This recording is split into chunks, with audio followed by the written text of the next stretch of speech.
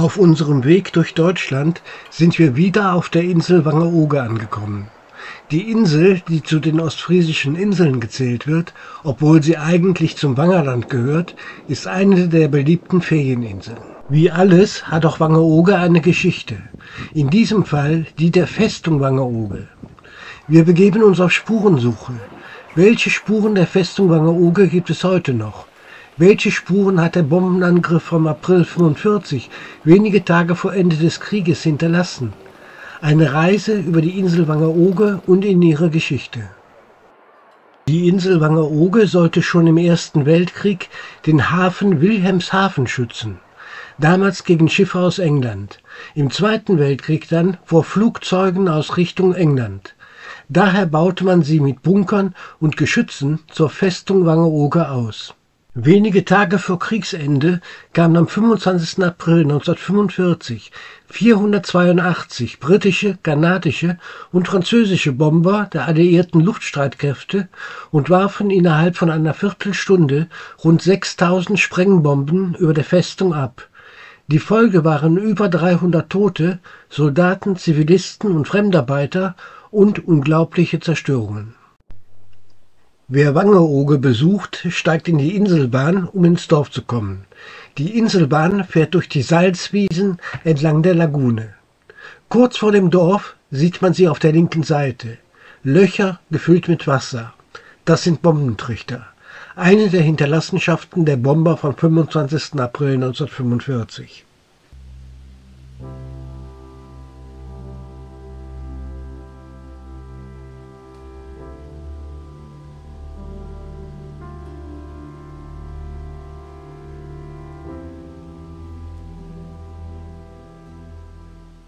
Einige bekannte Orte, die an die Festung Wangerooge erinnern, gibt es noch. Neben dem Flughafen gibt es am Boulevard das Café Pudding. Das war eigentlich eine Düne. Darauf stand eine sogenannte Barke, ein Seezeichen. Im Zweiten Weltkrieg baute man einen Bunker in die Düne. Darauf wurde ein Funkmessgerät installiert. Man hörte hier den Funkverkehr der feindlichen Flugzeuge ab. Im Innern gab es eine Elektroversorgungsanlage. Hier ist heute das Lager des Café Pudding untergebracht. Wo das Funkmessgerät Freier stand, findet heute das Buffet des Pudding statt. Im Ort steht die heutige Inselschule. Diese Gebäude waren die sogenannte Jade-Kaserne, also die Kaserne auf Wangerooge.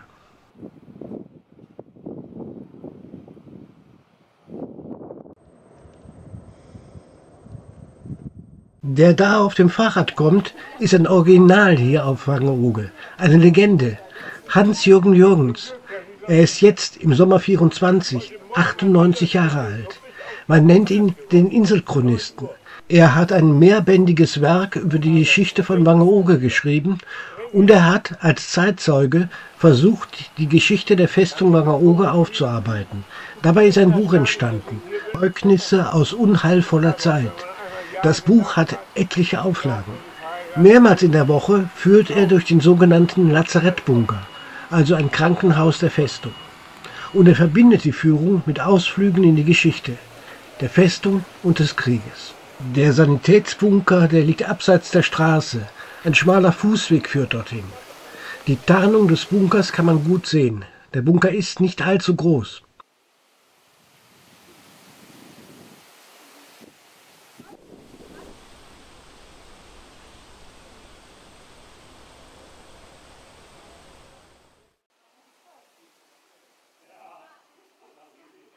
Aber lassen wir den Zeitzeugen Hans-Jürgen Jürgens erzählen. Das muss man am Festland hören. Ein kräftiges Moin! So besser.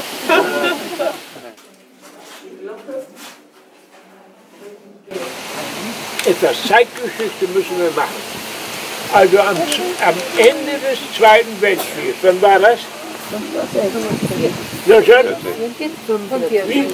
45. Da hatten wir hier fast 100 Bunker. 100? Fast 100. Kleinere und größere. Da fragen Sie natürlich, was soll das? Na, aber will Ihnen sagen, alles hat eine Vorgeschichte. Auch Sie, jeder Einzelne hat eine Vorgeschichte. Das sind die Eltern, die Großeltern und die Heimat und die Stadt, wo man wohnt. Die Vorgeschichte von den Bunkern ist Wilhelmshaven. Wilhelmshaven war ein Kriegshafen. Und vor dem Ersten Weltkrieg, das war 1914 bis 18, da hatte man Angst, dass die Engländer hier vorbeifahren mit ihren Schiffen, die Jade rauf und dann die Wilhelmshaven beschießen. Und darum hat man hier vor dem Ersten Weltkrieg Kanonen hingestellt. Das waren die größten, dicksten Kanonen, die Deutschland damals hatte. Mit einem Kaliber von 30,5.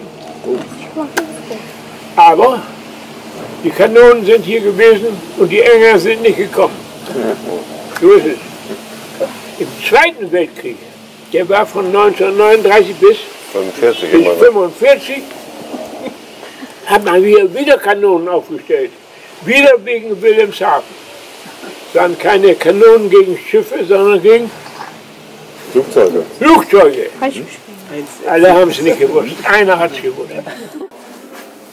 1943 gebaut, als Luftschutzbunker, gehörte zum Haus Meeresstern. Alle anderen Bunker sind vernichtet worden, sind gesprengt worden von den Siegern, weil wir wieder mal den Krieg verloren hatten. Die Trümmer, die haben hier noch 30 Jahre rumgelegen, bis dann schließlich die Bundeswehr so weit war und hatte Landungsboote und konnte dann hier mit Landungsbooten schweres Gerät herbringen und dann haben die hier Manöver gemacht und die ganzen Trümmer wieder unter Dünen verschwinden lassen. Also die Trümmer sind nicht weg, sie sind nur nicht da, man sieht sie nicht. 3 sind übergeblieben, das ist dieser, ein kleiner Luftschutzbunker, dann ein großer Luftschutzbunker, der liegt hier so in einem Dünental, das ist ganz zugewachsen mit Rosen, da kommt man nicht hin. Und der Lazarettbunker, wo sie gleich hinkommen. Das waren Zivilbunker. Und zivil blieb heil. Militär alles zerstört. Der wurde 1943 gebaut und der Lazarettbunker 1944. Die äußere Schalung, die innere Schalung, die waren so weit auseinander, wie der nun dick werden sollte, die Wände oder auch die Decke. In diesem Fall 1 Meter. 1 Meter.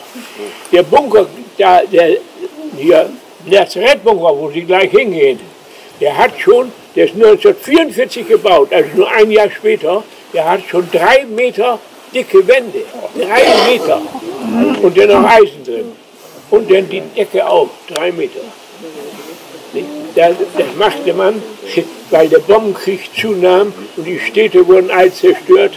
Wissen Sie, Sie kennen sicher solche Bilder. Die mussten also bombensicher sein. Da kommt das Wort bombensicher her. Wir verlassen den Sanitätsbunker und gehen Richtung Westen der Insel. An jenem 25. April kamen über 300 Soldaten, Zivilisten und Fremdarbeiter ums Leben. Die Zwangsarbeiter kamen aus den Niederlanden, Belgien, Frankreich, Marokko und Polen. Sie durften während des Bombenangriffs nicht in den Bunkern Schutz suchen. Auch einige der Flugzeuge stürzten ab. Überall auf der Insel gab es Gräber der Opfer.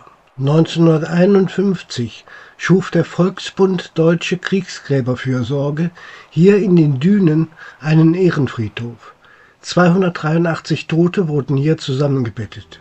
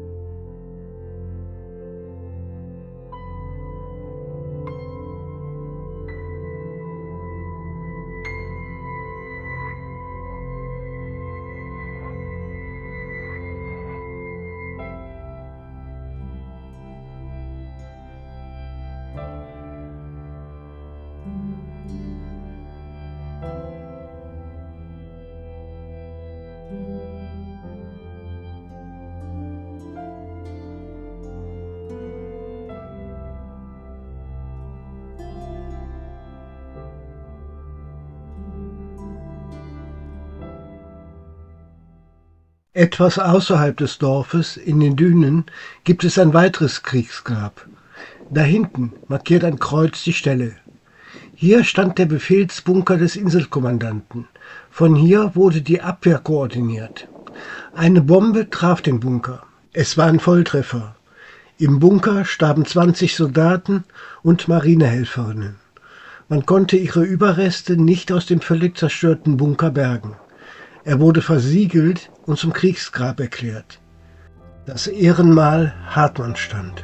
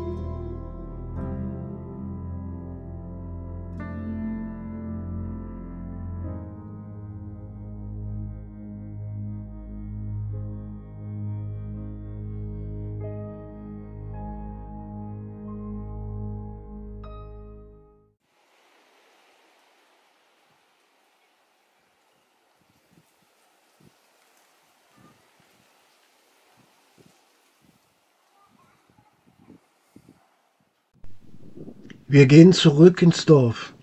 Nahe der Kirche gibt es im Dorfzentrum einen weiteren Ort der Erinnerung. Der Dorfplatz mit dem Ehrenmal für die Toten des Ersten und Zweiten Weltkrieges. Hier finden wir die Namen der Toten von Wangerooge aus dem Ersten und Zweiten Weltkrieg und auch die Namen der Opfer des 25. April sind hier verewigt.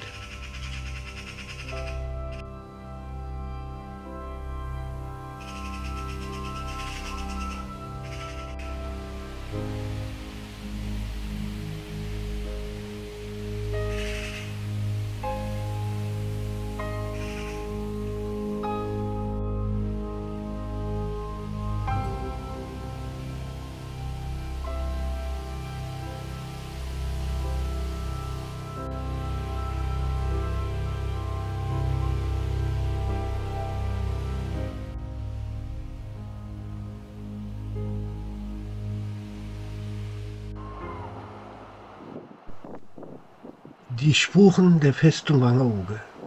Nur noch wenige Bauten erinnern an sie. Umso mehr aber die Gräber, die wir sahen. Sie sind Erinnerung und Mahnung zugleich.